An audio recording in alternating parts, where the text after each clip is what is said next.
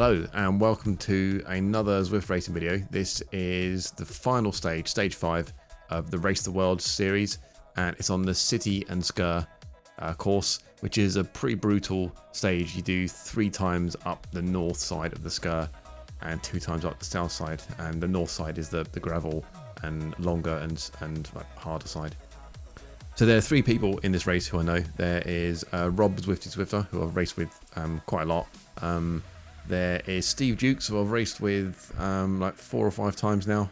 Steve's a really cool guy, and on top of that, he's a really strong rider, and he rides a mountain bike with front suspension as his Zwifting bike. So if he switched to a road bike, he'd be unstoppable. And then there's Simon Jenkins, who I know from watching Mark Alford's streams, and I didn't know Simon was in this until until he came whistling past me at the end, he checked in with me on Strava, so I found it was him afterwards. And Simon's a really cool guy and really cool racer as well, it looks like. So 3 people that I know in the race, which is pretty cool. So the pace wasn't like particularly bonkers in this race or anything, but still on the first time up the Sgurr here, I'm realizing, oh man, this is gonna really hurt. I mean, I knew that from watching watching a few people race this yesterday, and just from knowing the course, but like, yeah, it's kind of more vivid when you're there doing it for real. So I knew this was gonna hurt, but we lose, I think, around about maybe like 20 on this first climb, even though the pace wasn't too crazy. It was really strung out already. You can see on the mini map, like this climb just kind of decimates the field. So the second time up the gravel climb, I'm like really kind of aware that I'm going to be cooked at the end of on the third time up this. So whilst I've still got some energy, figured I'd put in a bit of an attack on this steep part and see if we can like whittle the field down a small amount still, and then that might improve my chance of getting a better finishing position. Here's my heart, it's yours, and no, I'll take you with me, and I swear that I'm with you till I die, with you till I die. I'm with you till I die, with you till I die.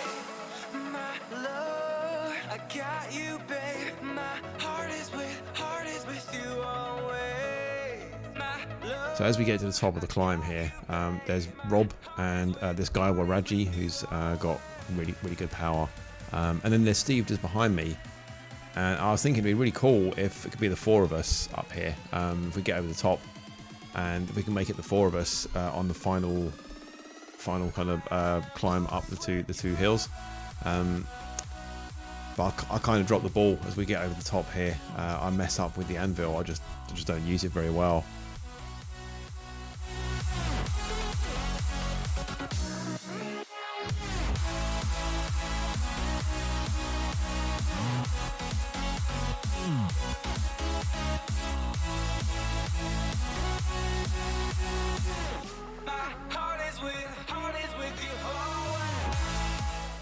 So I've not used an anvil before, and I just kind of by default thought maybe what you do is you fire it off and you just like coast and let it kind of do its work. But watching Rob's power, like watching this back, I fired it off when Rob used his. I kind of used it as a kind of guide of when to use it. But what I didn't do is pay attention to Rob's power numbers, and he's like putting in an effort on a large part of this, and I'm just coasting. So him and Waraji just like kind of get away. I mean, Waraji doesn't even have an anvil; he just powers away. Big mistake by me. And then Zimmerman comes blazing past. Looks like he's got a road bike, so he can kind of take advantage of this as well. I really dropped the ball here. I just thought I'd kind of use it as a chance to recover, and that was not what was needed. And then Simon, who's on a Tron for this, which is amazing that he did so well on a non-gravel. He comes roaring past on this road part of the climb. Great move by him. Use a feather, use the advantage that it's got, and then he's away. So great move by him. And then it's just me and Steve. We're gonna duke it out.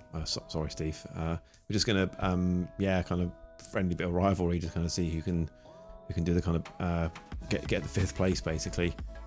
So even though the pace in this wasn't that crazy, just 3 times up this in quick succession just kind of does you in.